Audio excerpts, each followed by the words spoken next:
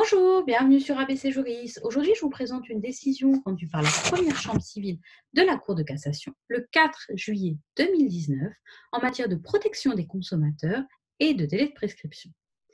Quels sont les faits? En l'espèce, une communauté de communes avait créé une redevance d'enlèvement des ordures ménagères.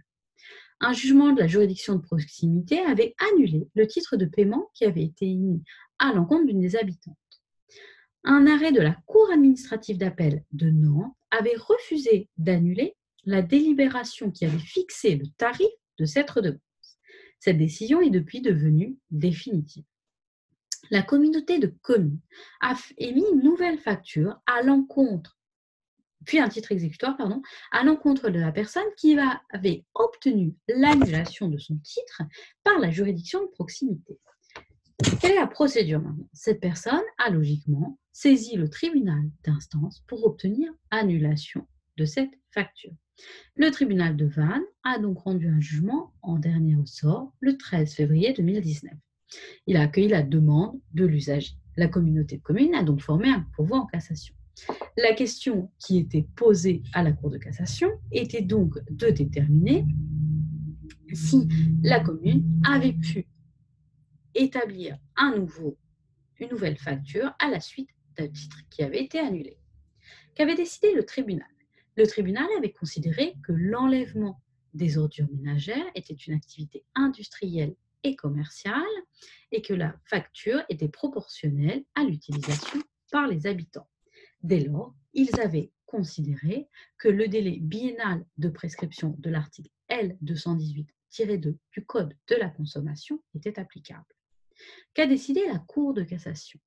La Cour de cassation, au visa de l'article L137-2, devenu L218-2 du Code de la consommation, ensemble avec l'article L2333-76 du Code général des collectivités territoriales, a estimé, je cite, au terme du premier de ces textes, l'action des professionnels pour les biens ou les services qu'ils fournissent aux consommateurs se prescrit par 2 ans.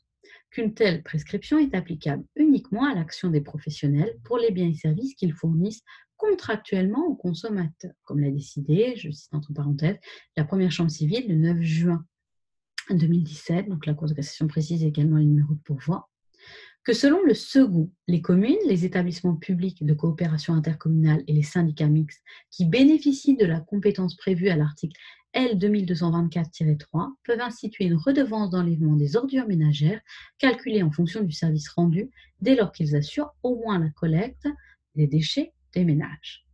Donc la Cour de cassation a estimé que l'habitant n'était pas lié au service public d'enlèvement des ordures ménagères par un contrat, donc que le Code de la consommation ne s'appliquait pas.